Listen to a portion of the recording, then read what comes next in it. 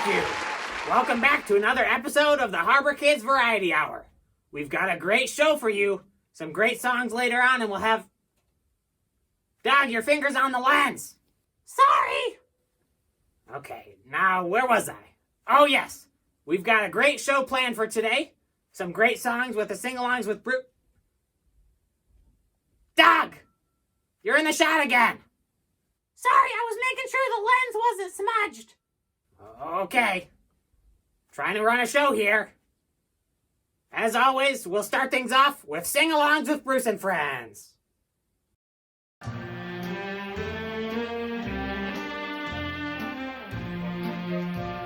Okay, guys, you can come on out. Okay then. I guess we'll just start off with our first song, Jesus Loves Me.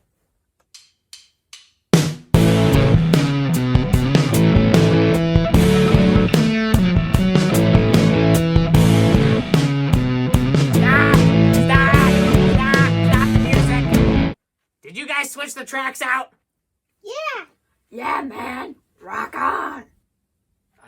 Okay. I appreciate the creativity, but we're sponsored by a Baptist church this show, and we might have a more conservative audience.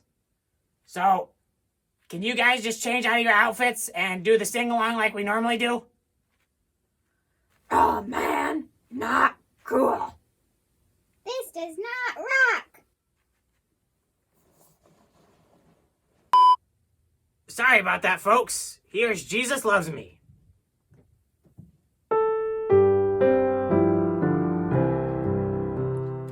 Jesus loves me, this I know, for the Bible tells me so.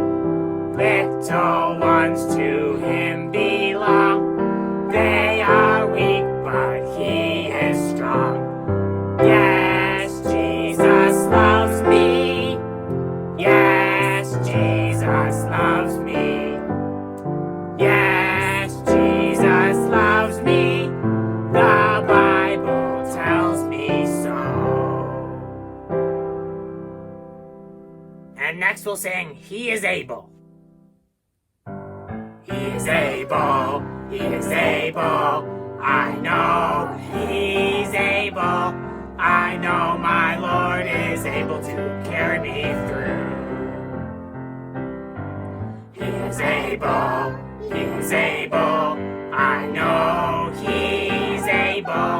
I know my Lord is able to carry me through. He healed the broken-hearted, and he sets the captives free. He made the lame to walk again, and he caused the blind to see. He is able, he is able, I know he is able. I know my Lord is able to carry me through.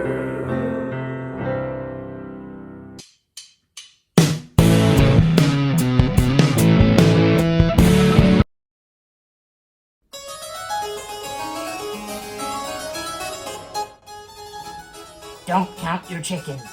Find something better to do.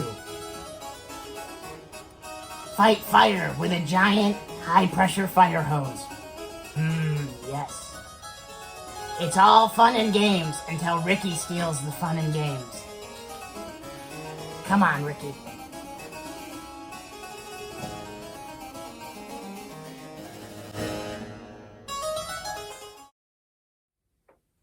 Stay tuned. We'll be right back after this brief message.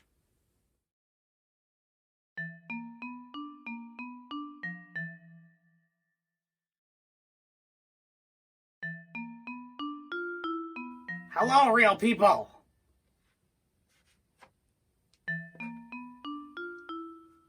Hello. We're here today to talk about this book.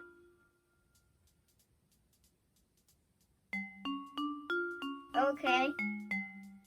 This book has stories of adventure, romance, and heroism.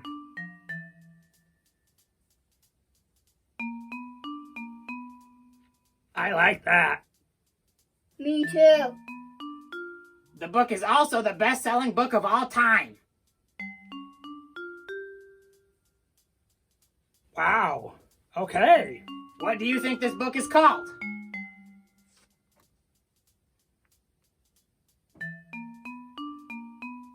I would say it's called Exciting Secular Book or something. What if I told you that this book is the Bible?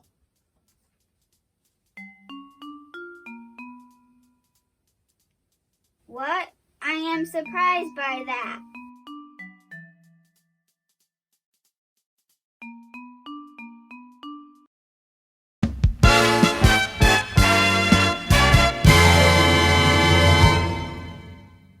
I'm Reggie, and this is the news.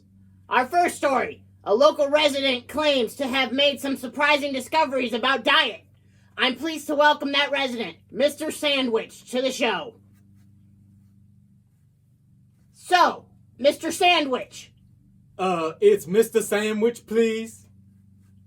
I see, Mr. Sandwich. You claim to have made some groundbreaking discoveries in the world of diet that you'd like to share. Yes. My first big discovery was that bread is not edible. Bread is not edible? Yes, I know. It came as a shock to me, too. In addition, lunch meats, cold cuts, cheeses, everything you would get from a deli counter and, say, put on a sandwich is extremely poisonous. This is shocking! And that's not all. Mustard, mayonnaise, and other condiments you might, say, put on a sandwich, those are no-goes as well. Also, lettuce, tomato, pickles, onions, and other vegetables that you might, say, put on a sandwich, those are also inedible. Wow. Well, I'm sure some viewers at home are wondering if this is true. What should we eat? Yes. Well, first off, you should not be eating sandwiches. That's the worst thing you could do, is to eat a sandwich. And besides that, sandwiches were never that tasty anyway, right? I'll have to disagree with you there, Mr. Sandwich. What proof do you have of these claims? Great question. Let me ask you, Reggie, would you eat an iPad mini? No, I don't think I would. What about a Penguin Classics paperback? I would not eat a Penguin Classics paperback, no. Basically, what we found is that anything that is shaped somewhat like a sandwich should not be eaten under any circumstances. So things to avoid eating include iPads, sandwiches, stuff like that. Great. Well, thank you for sharing, Mr. Sandwich. You're welcome. Okay, well, I'd like to thank Mr. Sandwich for his time. Our final story. The American Mug Company has recalled millions of mugs after they discovered a flaw in their mug's anti-overripe banana transmogrification feature.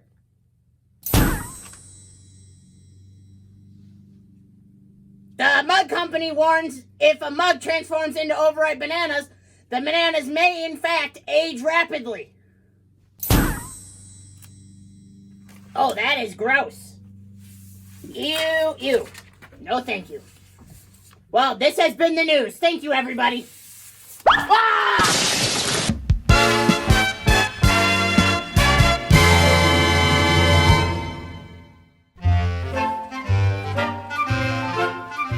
Hey, kids. Do you know who our 13th president was? Here's a hint. He was the last Whig president. What, nothing? Millard Fillmore! Obviously!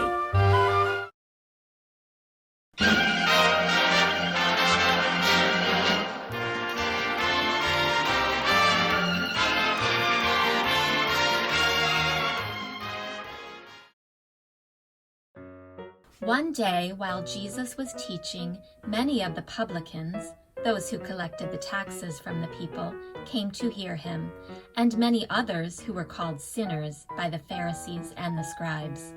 The enemies of Jesus said, "This man likes to have sinners come to see him, and he eats with them."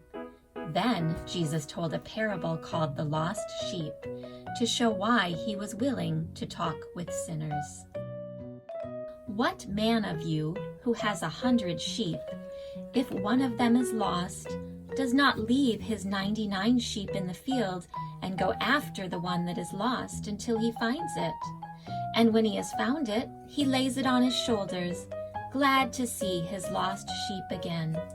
And when he comes home, he calls together his friends and neighbors and says to them, "Be glad with me, for I have found my sheep that was lost." Even so, said Jesus, there is joy in heaven over one sinner who has turned to God, more than over 99 good men who do not need to turn from their sins. Then Jesus told the people the parable of the lost piece of money. If any woman has 10 pieces of silver and loses one piece, will she not light a lamp and sweep her house carefully until she finds it?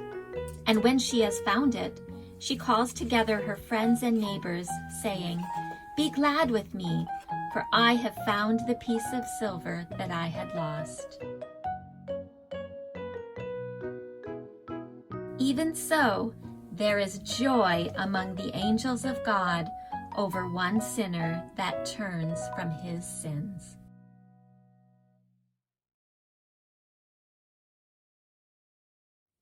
That's gonna do it for this week's episode. Thanks for watching. Hang in there and we'll see you next week. Bye!